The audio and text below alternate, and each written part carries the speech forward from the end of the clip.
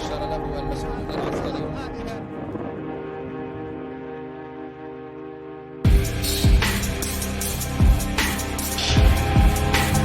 States is in a state of security and surprise. We fear this. We fear that they have something out that the majority of the people don't know about. Olan tüm halkların hakları gibi haklar. Ne aşağı ne yukarı. Ne fazla ne az. Pent-up feelings that may result from decades of repression and people who've had members of their family killed by that regime. A lot of killers. Get a lot of killers. Why you think our country's so innocent? But I won't attack it because someone sicks me on. I don't let anybody use me to fight their battles.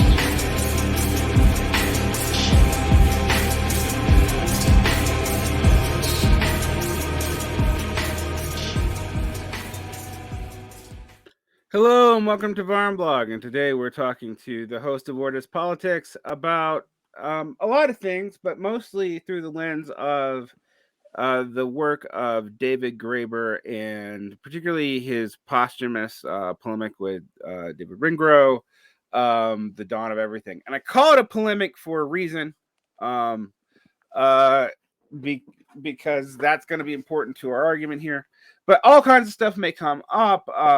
What we mean by material conditions, what we mean by social limits, why, whatever problems you may or may not have of Marxism, Marx's insight that humans can change. The only reason why humans have agency in their social organization is that we can change our material environment. It is not just because we will it.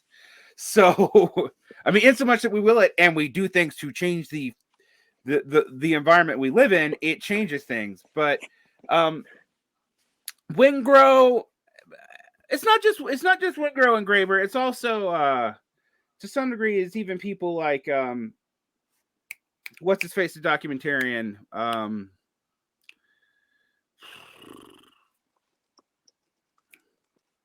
don't know. He did a documentary Bitter Lake.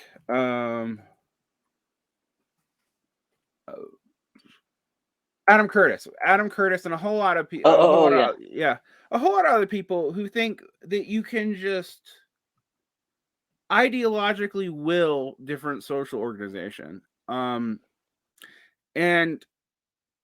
David Graeber's most recent book, I could tell if someone understood or was schooled in intellectual history or anthropology, and I don't just mean if they were left anthropologists, just at all, by how they responded to that book. And it also didn't help that, frankly, a lot of the liberal critiques of Graeber, by people like Apaya and others, were kind of disingenuous or outright wrong. Like somebody even accused Graeber of being like a stagist in history, and I was like, "Did you read the book?" Who said that? Yeah. It was some Twitter liberal, and I was just like, so because I often found myself when I was first discussing this book saying no, the facts in this are fair. The liberals who are dishing on it are often doing so in bad faith, but the book itself, like many of Graeber's other books, is not actually it is not what it says it is. It is not a new history of everything, nor is it the paradigms or the information it's using particularly recent. I was talking to someone who I was like, look, if you're fighting academic battles from the 70s and 80s and political battles from the 90s, and your research pretty much stops in the mid 2000s, and you're writing this book in 2019, roughly, you are not writing a new history of shit. That's a good name for a book. New history of shit. So species and its implications. Right. So the first thing that I noticed about the book was not what you noticed, but I noticed immediately that the intellectual historians he cited were not intellectual historians. They were popular authors, many like Steven Pinker, whose books he was citing were out of Pinker's field. Jared All of Diamond, them, yeah. whose Yuval books, Harari. Yuval Harari, out of his field. The Fukuyama is actually an intellectual historian, but and not a bad one, I would actually say. But his anthropological stuff, again, is out of his field. I would trust his use of it more than a lot of the other people mentioned, but that's the most credible person brought up.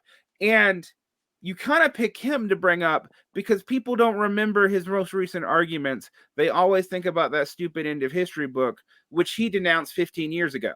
So well, Graeber's mostly talking about his more recent books, I think, Political Order, whatever it's called, The Origin of Political Order and that stuff. That's where he talks more anthropology. Yeah, and there's, and also cultural history. I mean, there's stuff, but there's insights in those books that I think that anthropologists wouldn't have a problem with, which Graeber objects to. Like, not just on hunter-gatherer stuff, which is what Graeber's really trying to do with that, but also stuff like why did societies encourage celibacy or unicism, and like what would cause a society to do that with a secondary order of leaders, and this, that, and the other. And Fukuyama gives mostly material answers. Like, anyone who's serious does. Like, you can't even, like, anthropology is a field. Like, my project in doing this enormous, ridiculous critique of this book is I'm trying to create a coherent materialist anthropology, because there really isn't one anymore. There was one, Marvin Harris. He died, and he was sort of a bit discredited because he fudged a lot of his data, and his materialism was a bit two-dimensional, but it was quite interesting. But since then, everyone, even right-wingers, are always using materialist causes for their arguments, but they're also mixing up a whole bunch of idealist and free will arguments in them. It's not coherent. And David Graeber was able to write this book through, and Wengrow, through something from dishonesty, but because there's just a bunch of gunk floating out there, that there's room for this stuff. So I'm trying to stamp out all the crap and I'm not inventing anything new, but I'm just taking the things that are there and putting them together in a way that's coherent, that explains these phenomena clearly, and getting rid of the gunk, right? The idealist gunk. Yeah. Let's talk about about the hidden polemics that are in Dawn of Everything. Because I think a lot of people who read this book don't know that it's aimed at trying to settle certain scores. Actually, so is his other major book, Debt, which I think is a better book, but still aimed at settling certain scores.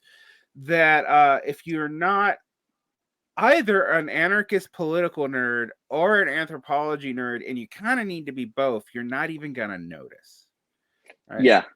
And like I was saying, that the book is sort of predicated on virgin minds and virgin eyes who don't know the subject matter that they're talking about, and they're forming your opinion of these subjects. Maybe you have a passing knowledge from reading Jared Diamond or whatever.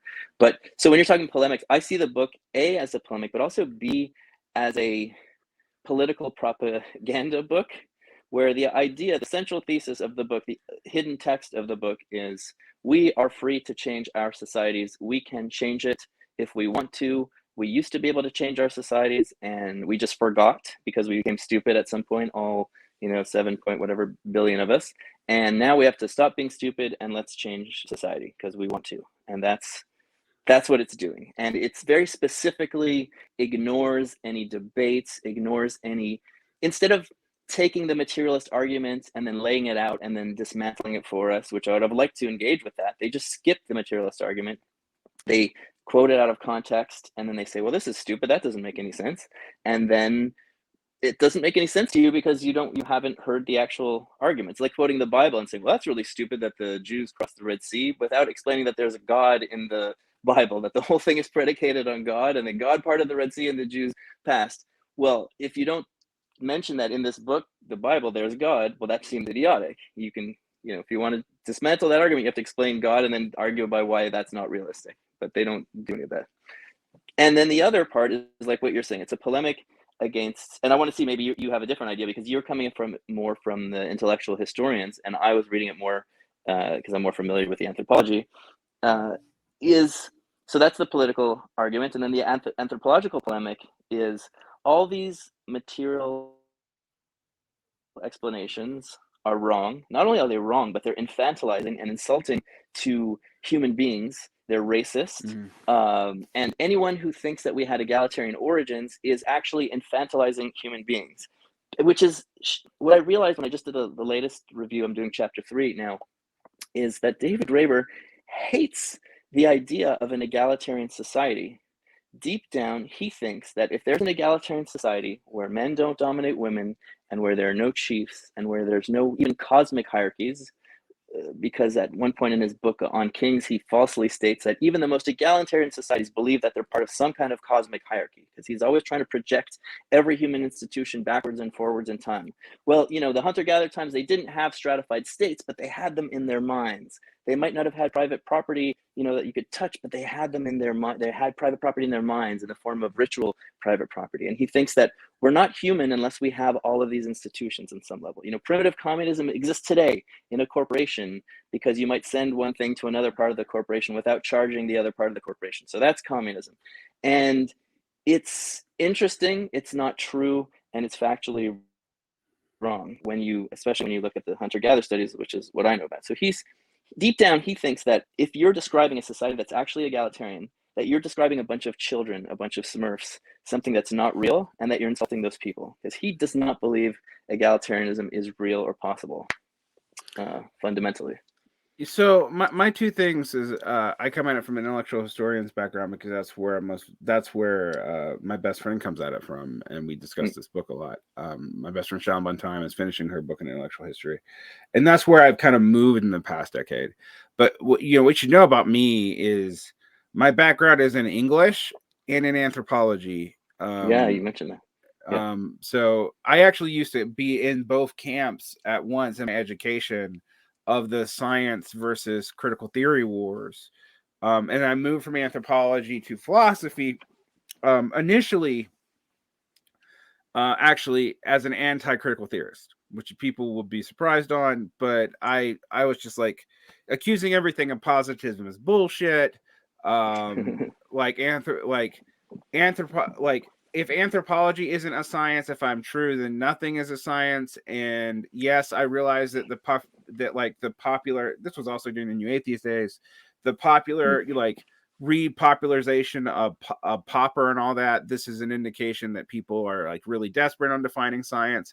But there are ways to define it that are coherent, and in removing it from anthropology because of because of the genealogy of the field's origins, really, and guilt about that, means that you are removing our ability to use comparative biology and genetic studies, even to disprove stuff like scientific racism. Absolutely. And so I left anthropology very mad.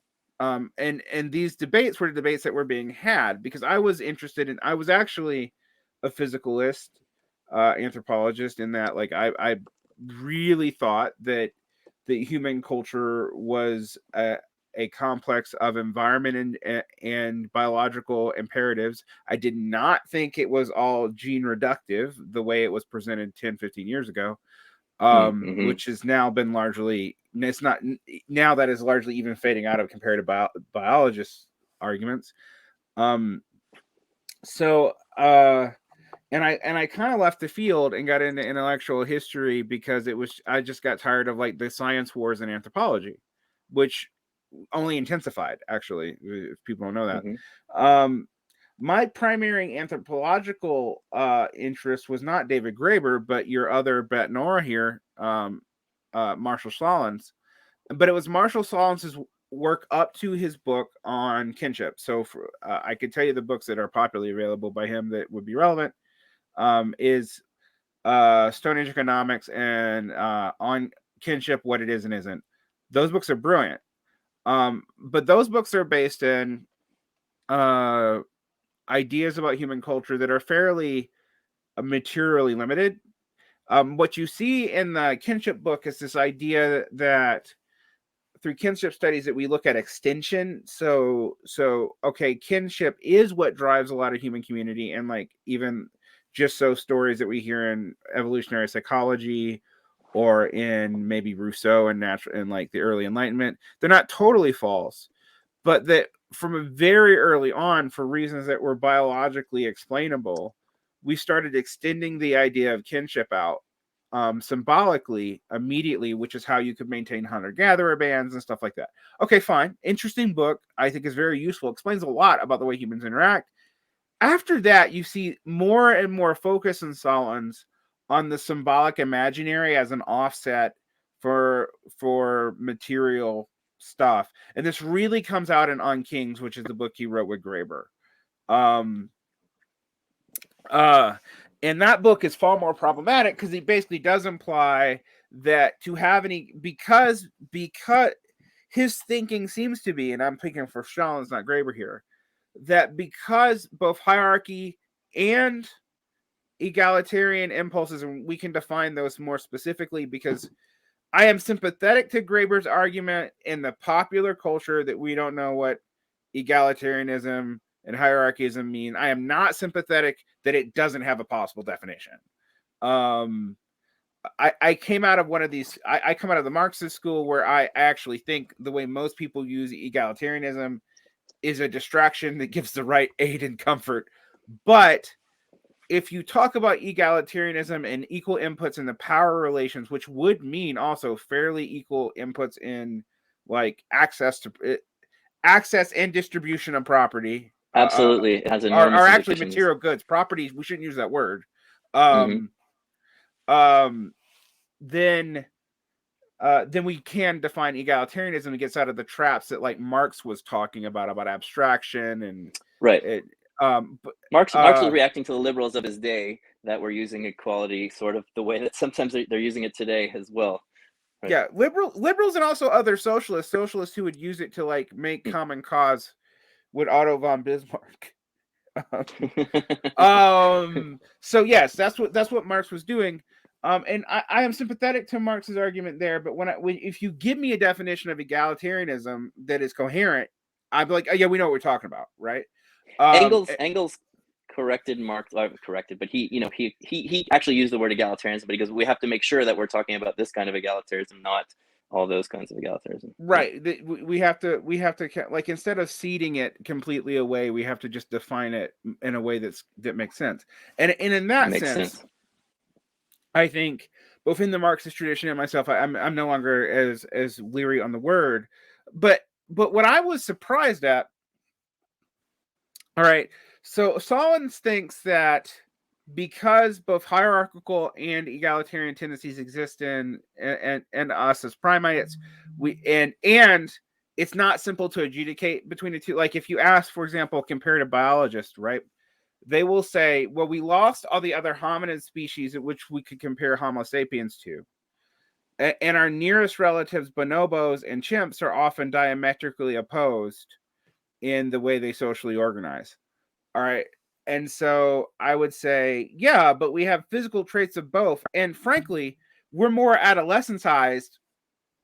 So that means from the biological standpoint, if you compare us to other primates, in our mature form, we have more adolescent features than any other primate, including bonobos. We maintain them through our lives. Right, throughout our entire lives, which indicates a relatively egalitarian baseline.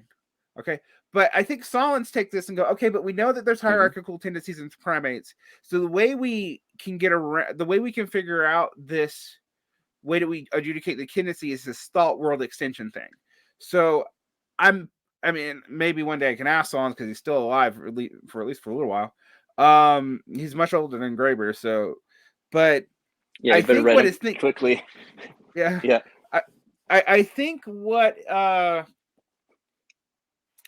he's getting at is that he thinks that we have to compensate for the other tendency in our imaginary. And I'm like, okay, but we don't really know, honestly, that all societies have done that. We have plenty of evidence from like the studies of the Piraha, which are normally, for example, brought up to fight with Chomsky, but in here actually indicate, well, they don't seem to have a very complicated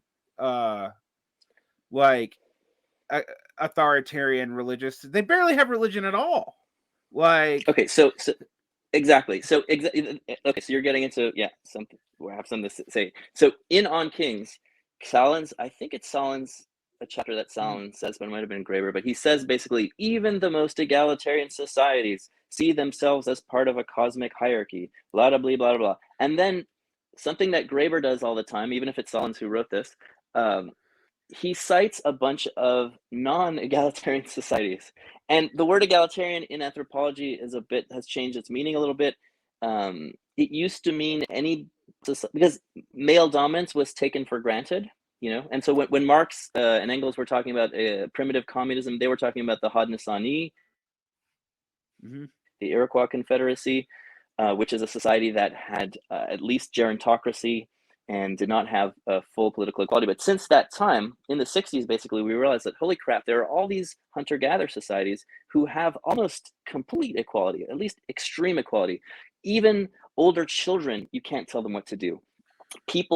Adults will, instead of telling their kid, put down that knife, or taking away the knife from the kid, they're going to try to argue with the kid to drop the knife, or to say, oh, the boogeyman this demon spirit is going to get you if you touch that knife. They won't physically intervene. There is no, authoritarian relations are just completely, almost non-existent. So now the word egalitarian, especially since the 80s, is used to mean these hyper-egalitarian societies. So there are relatively egalitarian societies, and there are hyper-egalitarian societies. Now, when Marshall Salin says even the most egalitarian societies live in cosmic states in their mind, he's talking about relatively egalitarian societies who still might have male dominance or gerontocracy or some kind of wealth inequality. So yeah, that's true. A lot of those societies do. But when we look at our real egalitarian societies, or sometimes I call them hyper-egalitarian societies, they all have the same economic system: immediate return hunting and gathering. And what immediate return hunting and gathering means, it's the simplest form of economy in the sense that you go gather or hunt food, and then you take it and you eat it within a couple of days. You don't store it, you don't process it, you don't make bread out of it, you don't make anything super complicated. You might make a soup, you might make something, but basically you eat, you collect, you eat. You don't store food or process it extensively for later. These societies, every society that we know that's a hyper-egalitarian society, is an immediate return society. There's something about immediate return hunting and gathering which produces this political egalitarianism. But not only does it produce that political egalitarianism, it produces a whole other set of features which are common to all of these societies. Now, these people, you'll have people 4'11" pygmies who live in the Congo rainforest. You'll have Montagnana scapi foragers who were described as very big and tall. You have in Africa, in Malaysia. So all kinds of different continents, all kinds of different environments, radically different environments, rainforest, savanna, desert, people with the same economy, the same political structure, similar religions, similar institutions, similar taboos on any kind of aggression or violence, at least violence within the community, similar mechanisms for maintaining egalitarianism, similar religious beliefs in the sense that, so there is no cosmic hierarchy in these societies. Their religions are slightly different, but they'll treat their religious figures like a joke. They treat them as their equals, and equal with cosmic powers. I think it's the Kalahari Bushmen are known for making fun of their deities. They'll tell a story where the deity's running around doing something stupid, and he's like a Mr. Magoo character, running around making foibles, screwing things up. He causes us trouble, they blame him or her or it, because it's just gender fluid, for problems that we have, and then they make fun of them and they insult them, and there's this direct one-to-one relationship. They treat their god the same way they treat each other. It's not that surprising that the cosmic political structure is similar to the terrestrial political structure. That's how societies maintain their terrestrial political structures, through their ideologies and their cosmic structures. So that's just not true, what Silence was saying. What I find interesting, all right, I have also been under the sway of some of this stuff before. Mm-hmm. So I read a book that most leftists won't touch, but actually Arnold Schroeder makes a lot of hay out of it. It's called Six Societies. Yes, which I think is a very useful book. For Absolutely. people who like argue that there is no human baseline morality or anything, I'm like, oh yeah, well, people who live in certain cultures That's would right. not call it trauma the way we call it and politicize it or whatever, but they show signs of trauma in certain kinds of highly ritualistically violent societies. They do. The culture So institutions do not sit the I call this cultural range theory, is that, you know, within any society, there's a range of traits that you might have, which are innate or learned or whatever class you're in, which you will flourish in that society in these cultural norms, or they'll just completely destroy you, you know? And when you have a very rigid, strict, whether it's gender norms, whether it's, you know, hierarchy, whatever it is, the cultural range narrows and the types of people who can function well in that society narrows. And then you have exactly what's described in Six Societies, people like in extremely machismo warrior cultures who just like commit suicide and they hate life. You know, people are having all kinds of problems. We see that in our society too, but yeah, I mean, actually, it's one of those things where like in primitive society, you don't see suicide a lot except under these conditions, right? You do see it a lot more in developed societies, but absolutely. Yeah. One of the things that I was gonna say though that I think is interesting about this is I was like, I immediately just because again, the Paraha had a popular book about them that was written, and again, it was not aimed at these anthropological debates, it was aimed at the deep grammar debates with Chomsky. But it also pointed out that like the Paraha barely have a religion. They don't really have a concept of afterlife, and spirits are very loose. And like they don't have most of the functions of human grammar. They don't have highly authoritarian relations with children. You know, talk about mothers who nurture their children, but also you'll see them let them play with knives, and stuff like that. And I was like, well, why aren't you talking about this? And then I realized, okay, fine. There's another book that was going after people like Jared Diamond that was written by a very conservative anthropologist. It's like, what is primitive society actually? And it talks about hunter-gatherer bands. This guy's a very conservative, I think he's a Christian actually, like a hyper-conservative Christian. But it talks about hunter-gatherer bands and compares hunter-gatherer societies, and what it says is, look, you can't generalize about hunter-gatherer societies, blah blah blah. And then I was surprised when I saw Graeber pick that up, not because that other book is wrong. There actually are there's a large variety of range in hunter-gatherer societies. But if you look at surplus storage and the ability to accumulate surplus, which like a bunch of weirdo Marxists in France, like Georges Bataille actually noticed way back in the early 20th century, you start seeing class relations develop out of gift economies almost immediately. And that can happen even in hunter-gatherer societies. But you don't see it in immediate return hunter-gatherer societies. What is more interesting about Graeber's book that I do think is actually insightful is relative egalitarian cities. They're not hyper-egalitarian cities. I mean, I think that's what I'm saying when I'm looking into the way we're defining it here. But there's still maybe well, we don't really know because I don't think we have bones, because the way you could tell gender equality, for example, is you check the bones and do the women have more porous bones than the men? Are they better nourished? Stuff like that. So I don't know what the anthropology says about that, but I would guess that they were probably like the I don't know. Anyways, I have a theory about where those societies came from, but yeah, we can't tell. We can't tell how deep the egalitarianism went. This is also what I want to tell people. You can tell a lot as a person who studied what we now would call forensic anthropology, which I'm hesitant to call that because I see forensic anthropology used to mean basically 19th century critical race stuff with police. If you see what American police training on anthropology is, it'll shock you because it's straight out of like you'll see them still using terms like this is caucasoid or you need to send me this. I want to send me something. It's wild. And then they're like, this is admixture hair, and I'm like, 90% of the population has admixture hair. Oh my God. But anyway, it was stuff like that. So I'm always hesitant to use that term. But in what we might call forensic anthropology, which the science debate's almost chased out of anthropology. You can tell a whole lot of social structure stuff by the relative density and damage done to bones. And so much stuff. Yeah. And people Graeber never pretend that you can't. Graeber and Right. Wengrow they base their whole in chapter 3. They're like, well, human beings originated 300,000 years ago, but we can't say anything about it. We have no idea what happened until Europe 30,000 years ago, because there's only so much you could tell about pieces of broken bones. It's like, holy shit! I read an excerpt out of some of their own sources that they cite just to show that this is bullshit, and you can tell. Just the way you find cut marks on the bones, and they can figure out, oh, they had egalitarian meat distribution, or they were scavenging. There's so much you can tell. Shit, 1 second, this door.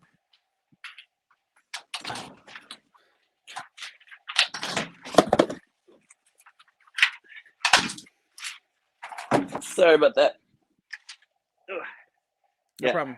So, to really kind of parse this out a little bit, when you see this, there's also Graeber and Wengrow make the laziest fucking argument I have ever heard about comparative biology. That is an insult.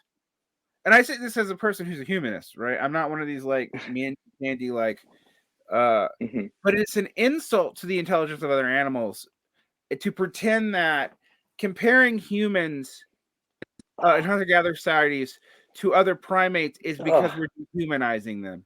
Oh my god, I hate that stuff. That is such a bullshit argument. And it's not true. Like for one, it's not true. Like chimpanzees and bonobos are almost humans, for one thing. Like they're really fucking close. So and they have political agency. They have, that's what I was talking about, because in that chapter, the last one that I reviewed, they're shitting on Yuval Harari, whatever, you can shit all over Yuval Harari, it's fine. It's so funny. Yuval Harari, every picture of him that you'll find, he's doing this thing with his chin, the chin fist thing. Yeah. That's always a sign of somebody I'm not gonna like. But anyways, so they shit on him because he comparing hunter-gatherer societies to bonobos versus chimps. And we always do that because we're trying, chimps in the wild seem to be much more violent and hierarchical and male dominant, and bonobos are much less so. And we try to figure out why. And are humans like chimps? Or are we more like chimpanzees innately? Or does it matter? Or is it just circumstances? These are important debates. And they want to take away our ability to debate, because they're like, oh, if you talk about any kind of primate, you're racist. You're comparing people. You're saying that people are monkeys, and it's so infuriating. And they're saying, it's almost the same argument as creationists make, frankly. Like it literally is on. Like if you think about it, like you comparing us to other mammals is insulting human dignity, and I'm like, no, it's not. We're fucking animals. We're totally different. We're totally above everyone else. Every other animal is a stupid thing. Then comparing us is an insult. So that they're trying to say that we should compare. Why don't we compare hunter-gatherers to biker gangs versus hippies? Well, what's the fucking point? That's just circular. We're trying to figure out what humans are like in our natural environments. Well, that's hunting and gathering. And let's look at other animals. It could also be crows. It could also be elephants. And they want to take away our ability to even think about whether human beings have a nature or not, and what that's like, and chimpanzees and bonobos are not just stupid. They make this implication several times. They think that chimpanzee dominance is just instinct, but it's not. Actually, if you put chimpanzees in different environments, their hierarchies change. And there's a famous article, Schroeder talked about it. It's about baboons, who are more distantly related to us, but the men are like double the size of the females. They're extremely hierarchical, but there was a, so the way dominance hierarchy works among primates or any animals is usually it gives you what it gives you access to is better food, first dibs at the food, and more sex, more coercive sex, basically. So these baboons found a garbage bin that was full of some kind of fruit, and it had, I think, botulism in it. So of course the alphas and his buddies, the betas, they took all the stuff first, and they basically ate all the food, and they died. So there were no more alphas or secondary the betas, but they were the other guys. The gammas were left, and they created not a completely egalitarian society, but a much more egalitarian society. And when other males were emigrating to their troop, they socialized them to be non-hierarchical or not so dominant as they would have been otherwise. And that society, since 1986, has maintained a relatively egalitarian social structure. So even in these animals, they're not just. It's not just physical. It's not just biological. And any kind of dominant hierarchy that you'll find, for example, among chimps, is a thought out political coalition. You have to, they kiss babies, they groom people, they make alliances, they give them food, the same way somebody trying to dominate today, and the same way a politician today gives his various constituencies certain perks, certain treats, certain tax rebates, corporate cut, whatever it is. Chimpanzees do the exact same fucking thing. So if anything, we should be comparing chimpanzees and bonobos to, I'm going to do an episode where I'm going to talk about the union. When McDonald's went into Scandinavia, they tried to destroy the unions, but the unions basically put them in their place. And I'm going to use chimpanzee politics to as an analogy for that. We need to be doing more comparisons to chimpanzees and bonobos. It tells us a lot about how humans work, because it's smaller scale. When you have a giant industrialized society with 8 zillion people in it, it's hard to understand exactly what's happening because there's so many things happening at the same time. It's like an ocean. There's so many waves, you can't figure out what's going on. But if you have a small society that's like 200 people, more or less, because they're usually go in and out into wider societies, but it's like having a little pool. You have a little bathtub, you drop a pebble in, and you see how the waves work. Well, that's how it is with smaller scale societies or animal societies. You just see the dynamics much, much more clearly. And if you were going to take away our ability to do that, well, you're just turning everything into nonsense. You're taking away our ability to understand anything about anything. And the whole point of that damn book, they asked the question, why did we get stuck in hierarchy? We had societies apparently that went in and out of hierarchy for reasons that they can't explain, which is, they call it play or fun or theater, which is absolutely idiotic and insulting, if anything.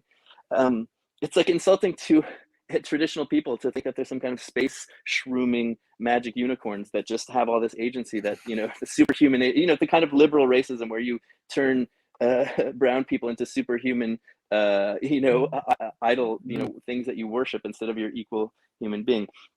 But what was I even saying? I go off on these tangents. So their thesis question is, why are we stuck in a hierarchy today? We used to have all these different types of social structures, and some societies, went in and out of these social structures, but today we're all sort of seems to be stuck in these dominance hierarchy, and it's been that way for the last, several thousand years. But they make them, and how do we change that? Well, the way you understand how we got stuck is you look at the conditions that generated that, and then you look at, exactly as you said at the beginning of this interview, how do we change those conditions? What can we do to change the conditions that will lead to a change of social structure? But they render themselves incapable of answering the fucking question that they pose. And it's such an important question. And they're looking in the right place. They're looking at anthropology. They're looking at hunter-gatherer studies. They're looking at archaeology. That's where you find the answers. But they render themselves incapable of answering the question because they refuse to look at the material conditions. So you read this book, it's like smoking crack. You get all this false confidence, like, we can change society, we can do whatever we want, we're free, blah, blah, blah. But then you're not given any tools for how to do that. That's like saying, we can fly if we want to, go jump out the window, just believe you can fly. Well, you're going to jump out the window and you're going to fucking plummet to your death because you have no actually tools to fly. Well, I can tell you, yes, we can fly, but you need to build an airplane. You need to build a hang glider. You can't just do it out of nowhere, but it's going to take work. But if you know how it works, we can do it. And that's what makes me so angry about this book. It makes activists stupid. It takes away our ability to isolate how the things we don't like work so that we can dismantle them and change them. And every politically active person needs to understand anthropology. If you want to change society, you have to understand how society works. There's no better way to do it than look at these traditional societies who have all kinds of different social structures, all kinds of different institutions. Today in our globalized world, things are getting more and more homogenized. Well, there's, in the recent past, in today as well, but you see all these societies, different structures. Where do they come from? How do they work? We can learn so much about that. And Graeber and Wengrow just refuse to learn anything from that or do anything. They have the right message with all the wrong, it's like you do a test, you get the right answer, but all your work is wrong. You should get 0 on 10 or 1 on 10 for that. Back to you. Here's why it matters. All right. Yeah. It matters for the reasons why you're saying, because your famous example is like all the peasant revolts that ever happened in history where they get rid of the local lords, defeat them, you go to the king. I mean, the most famous one is in England, but it's happened in China over and over and over again in China's history. Like it happens a lot. You got to send me something on that because I was unaware of that. I need to know. Yeah, like if you study, like Marxists used to use this all the time to study peasant revolts. They would say that their peasants were inherently reactionary, and I was like, no, the king is so far removed. Actually, Bakunin, who says many dumb things, actually is right about this. The king is so far removed from most peasants' life, be it in European society or in ancient China, that it can be seen as a benevolent figure. You don't have a reference for them, and your religious worldview, which has served you actually well in this society beforehand, would tell you something about this figure that is wrong, and the class structure of the king means how much he hates the nobles and might use you to disempower them. If you get too uppity, he's going to kill you in your sleep. Because he's fundamentally his interests are in there with them in general, right? Right. You're a bulwark against them. You're his leverage that he uses against them so that he can maintain his power. But otherwise, they are aligned against you. Right. And so I used to tell people to think about it. Just game. I know people hate that I use game theory a lot when they're like, "Oh, that's so not Marxist," but I use game theory a lot. How is it not Marxist? It's so materialist game theory. Right. I know. That's my point. But I'm just like, look at the number of incentives, figure out what the contradictions of incentives are, see what happens, and just and don't say it's going to happen. Just say this is the probability. There are multiple outcomes that can happen from this set of you do not know. This is because Marxist thinking, sadly, is stuck in 19th century debates about contingency and determination, which pretends like we didn't figure out how probabilities worked. Yes, things can be both contingent and determined. This is not like this weird philosophy. You can tell that everyone's in humanities academia because, like, as a person who comes out of humanities academia, but I was like, math exists, motherfucker.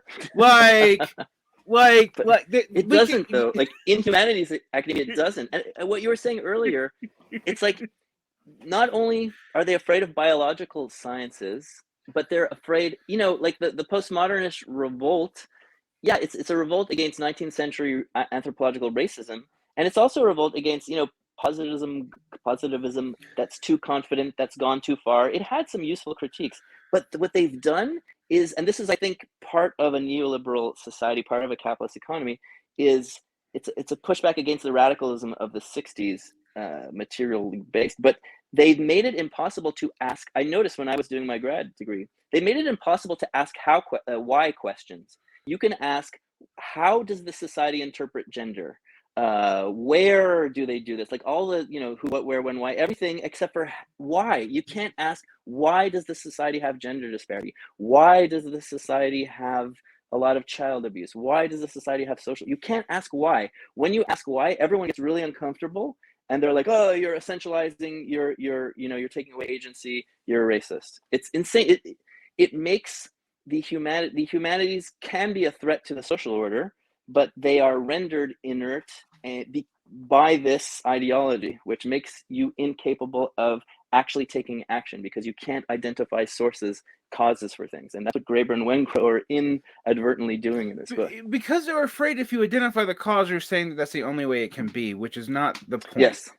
All right. I try to make this point out with someone with gender when I said something controversial amongst all sides. Apparently, I didn't realize this when I said it. I was like, look, gender issues have the reason why we can have some of the non-binary stuff that we have today is that we have figured out, frankly, a biochemical technological fix to tensions that we did not have biological technological fixes for before. We had to use with social functions such as monks and social functions that involved often in cases of both sexual reproduction and removing people from sexual reproduction, physical changes to the human body, such as castration or all kinds of stuff. So you think those are the same forces that would like? Oh, I'd have to think. You have to tell me more about this because. What I'm saying is like I actually do. I think the social functions that we're trying to fix, in some cases, not in all. Because that doesn't jibe with my view on this. But we'll talk about it. Yeah. We can talk about it another day, but like we now have the ability to have liberties that were too dangerous to have in the past. And I also think, for example, I've talked about like habitus and long-term cultural stuff. Like I'm like a lot of the oppression of women is based in patriarchy. But I also have to point out that a lot of the patriarchal decisions that are initially made in human societies are, frankly, in early developmental forms, not even that irrational for women to consent to in the beginning in agriculture. Otherwise, Give me an they example. never relative divisions of relative divisions of kinds of physical labor in farming. Okay. All right. Yeah. Okay. Which is not to say that this I'll is not tell you something. patriarchal. Yeah. Go ahead. Well, okay. So in a lot of my videos, I talk about, what's the origin of patriarchy? Where does patriarchy come from? And it's amazing because this is something that's kind of well known, but it's sort of been forgotten. And David Graeber and David Wengrow should know this. And it's shocking that they don't talk about it. Like, their idea of where patriarchy comes from is in Sumerian temples 4,000 years ago. Yeah, I know, it sounds like you're talking ancient aliens. It makes no sense, right? Because you have also, like, that's not in, farther enough back, frankly. Like, well, that's what I mean. In Australia, for how many tens of thousands of miles away from any urban center, you had patriarchy. So how does it come from Sumerian temples? Well, they took refugee women in, and then I guess the refugee women didn't have any allies, so they could dominate them, which is like, that's sort of actually how patriarchy works. It has nothing to do with Sumerian temples. The way the normal thesis for where patriarchy the earliest patriarchy is when you're under frequent attack. So in order not to inbreed, you need to marry people outside of where you grew up. You're not going to marry your sister, you're not going to marry your cousin, you want to marry someone away. So it's different a bit in nomadic societies, but basically you want to marry someone from the outside. So either the man could go where the woman is, the woman could go where the man is, or they both go somewhere else. There are basically 6 choices that you have. In human society, with all the free choice that we have, well, there are only 6 options that people take. And they're all for material reasons that are easily explained. So patrilocality, meaning that the woman will go live with the husband's people, is a adaptation to frequent attacks. For example, every pastoralist society, meaning animal herding society, like Bedouin, ancient Israelites, Nuer, Maasai, people might have heard of these people. You've got these animal herds, and they're very easy to steal. Everyone else has animal herds too, and they want to pick off and steal your animals. So you're constantly having to defend yourself and fight off raids and raiders and stealers, thieves. And it's every single pastoral society is a patriarchal society, male-dominant society. When a woman is going to the man's village, that means that every man is growing up in a environment where he's surrounded by people that he grew up with, his homies, his buddies, his allies, his cousins, his fathers, his uncles, and every woman of marriage age who's married is isolated from her allies, specifically her male allies. So if she has some friends or cousins, they're just women, and you'll have people from 10 different areas coming in this one village, and all the men have 100, 200 allies, all the women have maybe 3, 4 allies, and they're only female allies. Well, that just inherently gives you a disadvantage in any dispute you have with your husband. Your husband can call on his buddies to defeat you in any argument, and over time this turns into patriarchy, and all the ideology comes in to stabilize. People don't realize that culture, ideology come in. David Graeber and Wengrow talk about culture as this conscious choice, conscious. No, the whole point of culture is unconscious, because if you're conscious, you're going to keep making choices that seem rational on the individual level, but they're going to be completely destructive on the social level and in the long-term level. So there's no understanding in Graeber about, like, they literally don't seem to think like prisoner's dilemmas and part of the whole fallacies exist. Like, exactly. And kosher laws are a great example. All sorts of people in that area, not just Jews and Arabs and Muslims, have these prohibitions on eating pigs. And this is a classic thing from Marvin Harris from the 70s, I think. If you grow pigs in that environment, the way that you need to feed them they use the same resources that people use. Well, no, you're feeding pigs eat the same food that humans use. So in hard times, the pigs will suck up all the resources that people need, and wealthy pig farmers will be hoarding all these resources, and other people will be starving, and then there are going to be revolts and social chaos. Right. So over time, your rational self-interest is to farm pigs, but if you have this prohibition on it, it will keep society from destroying itself periodically. So that's where the religious idea is, have this taboo so that no one makes the rational decision. They make the long-term decision that is too that you won't make in your short-term interests, right? Right. So that's what culture. So patriarchy develops that way. And anyways, well, okay, yeah, but patriarchy comes from men having advantages, and every hierarchy comes from some people gaining advantages that other people don't have. And Right. patrilocality is something that you can have in any hunter-gatherer, in any society, without food storage, without anything. You can have that advantage in that early form of hierarchy. Well, it's also something to point out in societies that are even agricultural and highly patriarchal, that lower class men and women have much less patriarchy because there's just a lot less to leverage.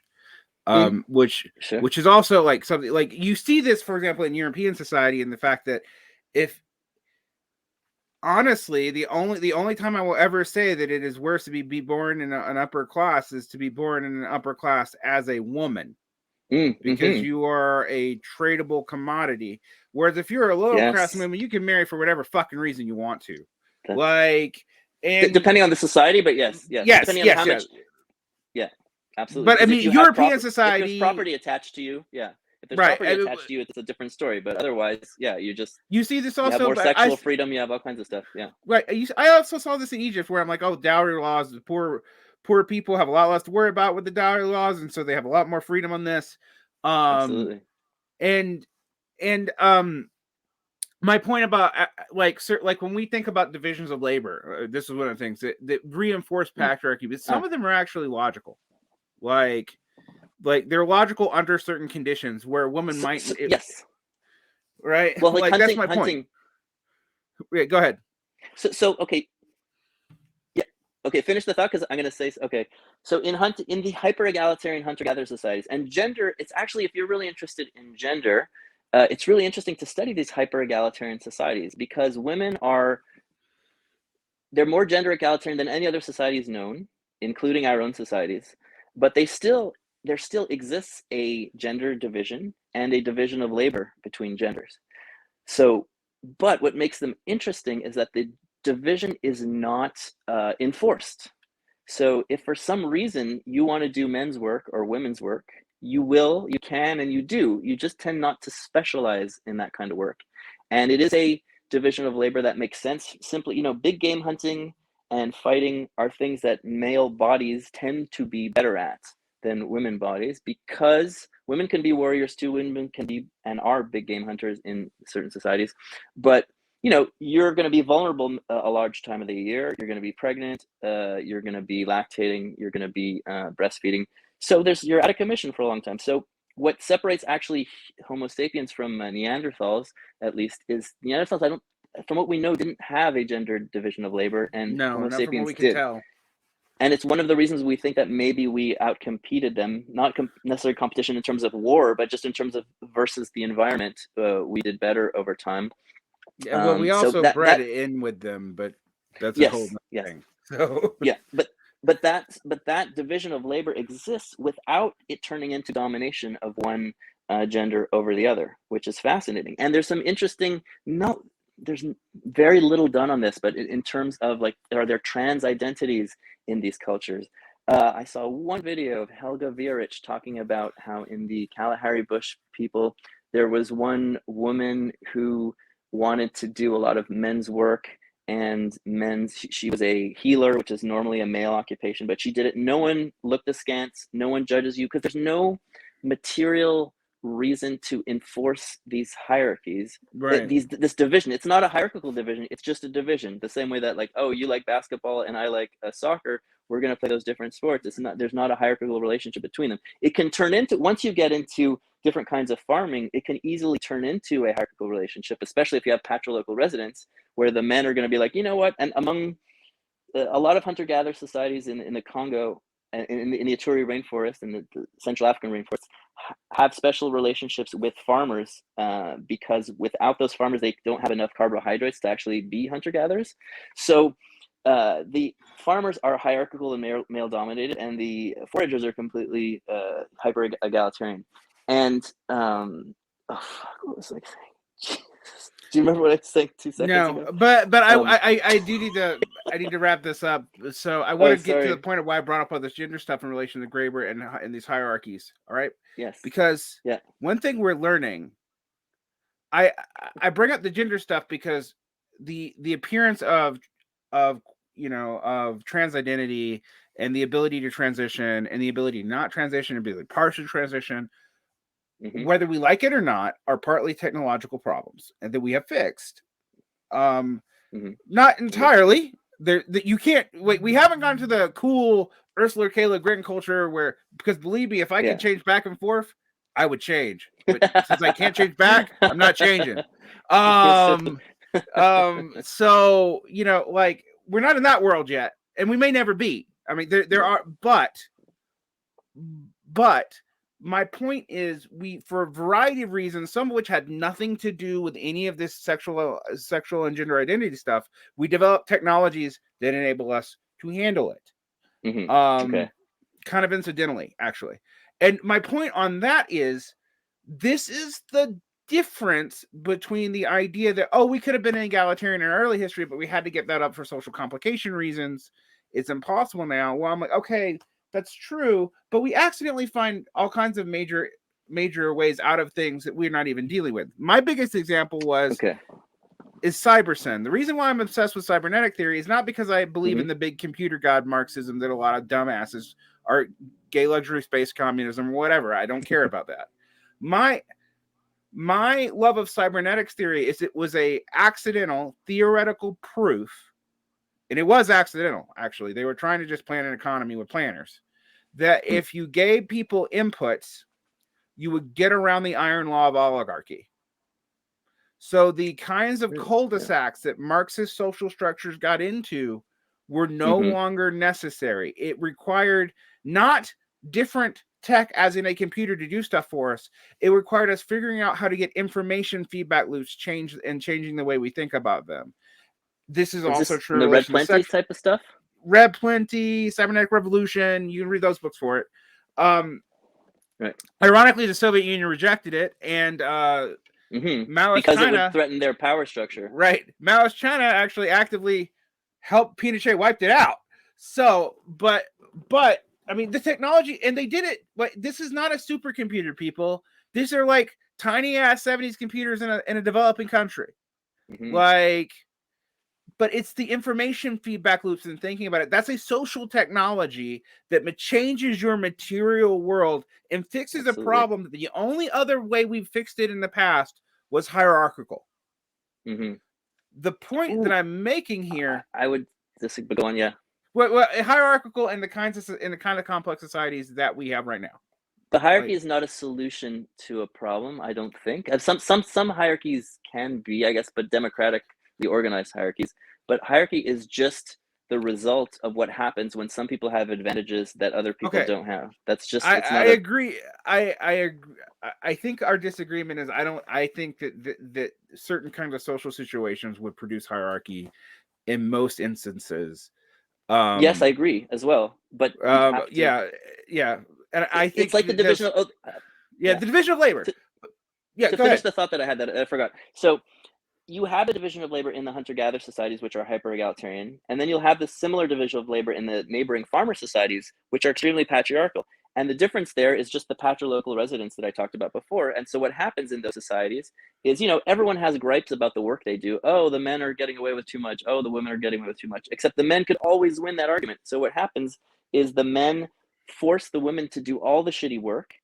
Some division of labor makes sense, but they take it to extremes because the men in some of these societies, the dudes just hang out all day drinking beer, playing music. And, then they do fishing. They do a little bit of hunting with their buddies. They have exclusive access to weapons. Women are not allowed to touch any weapons, and women are there just doing hard work, pounding cassava, doing all this stuff all day long. And then when it's time to eat, the men eat first, the children eat next, and the women eat last. It's just because of that insane power imbalance. So you have the division of labor is there, but the hierarchy is not necessary. I think hierarchy is necessary for some things. Like, you can't make a film. Can you imagine making a film on a complete politically egalitarian basis? Makes absolutely no sense whatsoever. But you could have people organize into a hierarchy to make a film without there being the exploitative relationship of how the profits are distributed, etc. We have all kinds of stuff that we can. I mean, also you can stop power hoarding and skills hoarding by sortition. We have. I talk about social technologies. I don't mean that we just. I also mean the way we organize ourselves when I say that. That doesn't mean like we just have computers. But Right. My point about this, though, is this is not just a matter of let's just all agree to be egalitarian. We actually have to do certain things to prevent certain things from happening 100%. and to provide certain incentive reward systems. I actually started realizing this, believe it or not, in the somewhat sketchy but not entirely sketchy book on polyamory, Sex at Dawn, where it actually accidentally goes into some of this stuff on gender hierarchy and sexual stability and where you see it and where you don't. And it talks about, well, yeah, there are like loosely assumed social roles that women mostly assume, but in these other societies they're not forced to, and this, that, and the other. And it was mostly about sex, but there's other stuff that came up if you were like paying attention to the other stuff about in the book. And then I was like, oh, this just neutralizes the whole question. Like this whole question of like whether or not women, like if we had like women innately, it just doesn't matter if we set up society certain ways. Right? Oh yeah. So the agricultural society that Sex at Dawn talks about is one that doesn't favor monogamy, but it also is one where women live with their family, men live with that same family, but you live with your brothers and sisters, not your sexual partners, both giving you a variety of sexual partners, but also it's a super stable society too. Actually, that's believe it or not, the 6 ways of it's just a rare way to do it. I forget why people end up with that sort of formation, but it's one of the. But you can have gender egalitarian. There's other gender egalitarian societies, but none of those. The most gender egalitarian societies are those hyper egalitarian hunter gatherers, immediate return hunter gatherers, and they don't have that sort of that system that you're talking about. No, they have. They go back and forth. They actually have matrilocal at first, and then they'll tend to have patrilocal later. But it's ambilocal. They can sort of choose whatever they want for whatever. Let's say in those immediate return hunter gatherer societies, people just kind of, if you got a problem with someone, you just go find a different band, like absolutely, and they'll usually symbolic kinship you in, and then when you when something happens, you leave and you go join a different band, and they'll replace you with someone too. So I mean, like that's and in our society today, which I'm going to get to later on in my series, is that because of the technologies you're talking about, whether it's sortition, simple technology, or the cybernetics, we have now, and if we study the conditions that allow hunter-gatherers to be both free and equal at the same time, we start to realize that, we have a lot of we can make the material conditions. Some of them have already been happening, especially because of the welfare state, but we can do more to recreate those conditions, that equality of power that exists there. We can do that, and we should be focusing on that. But when you read David Graeber and Wengrow, you don't have the tools to even think about it, right? Right. But so many. Actually, I'm gonna have to end this here. But would you be interested in coming on a week or two? Oh, absolutely, yeah. Having a great time. We just sort of started touching the surface of I know, because I want to talk to you more about this, because I think this is what I've been cluing in on, and you've been cluing in on. People like Arnold Schroeder, I've been trying to clue in for different reasons, where I'm like, we have things we know where we could set things up to be a different way, but we can't do it solely voluntaristically. It does not mean that we are totally determined in a way that we can't change the way we are and things have to be the way they are now.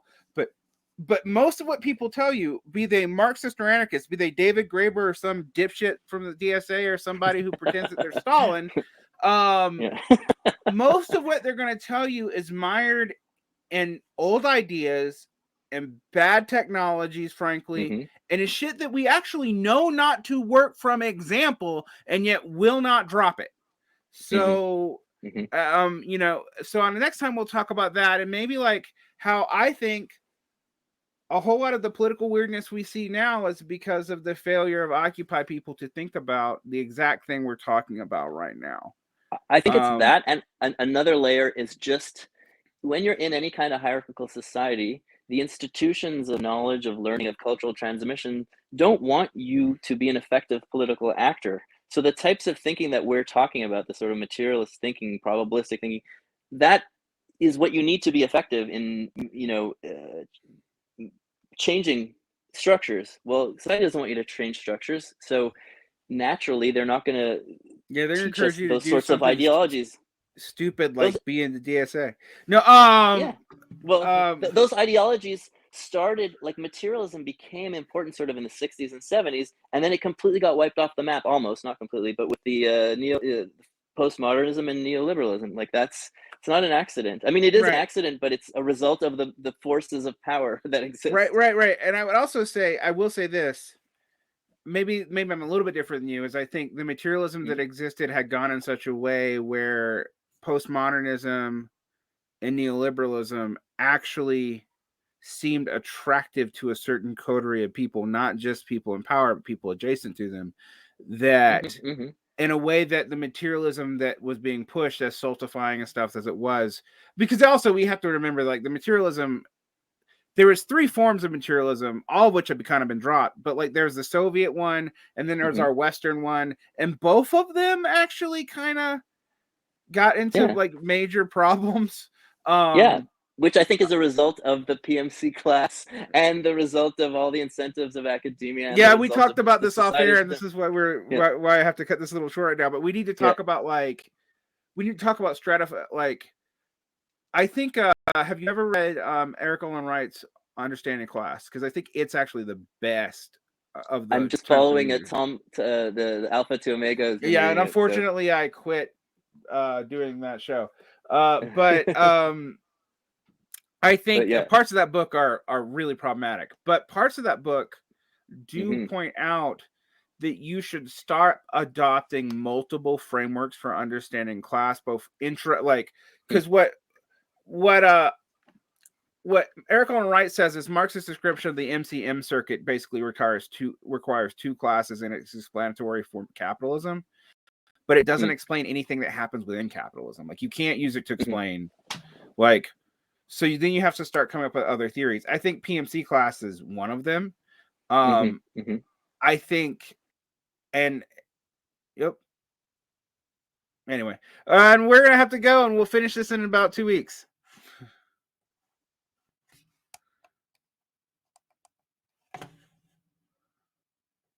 Thank you, and thank you for listening to. I don't know. All right. I don't know. It just cut off. All right, so I think PMC class is one of them. And we'll talk about that. But we could talk about what we need to do to stratify to understand this, because I also think the problem with the PMC class stuff a little bit is that it lets other sectional interests of quasi-working class people and people who have hybrid class forms off the hook. Because I also think, like, it's not just petty bourgeois.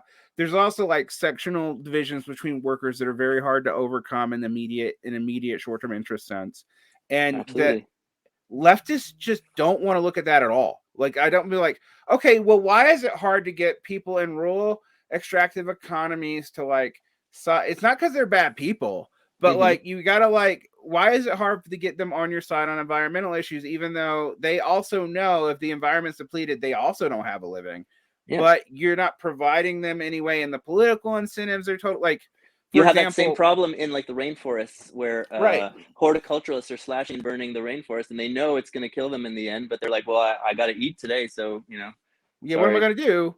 And it's like, you've set up a system where the bad outcomes are most likely, and then you do stuff. Okay, so we're going to pass all these legislations and restrictions and cut pipelines, this and the other, which are good things, but the first thing that we cut, as far as like, even if we keep those restrictions, we cut the subsidies are like reskilling, and then we say stuff like, oh, we can just move all these people into Green New Deal stuff, and I'm like, you're gonna skill them overnight?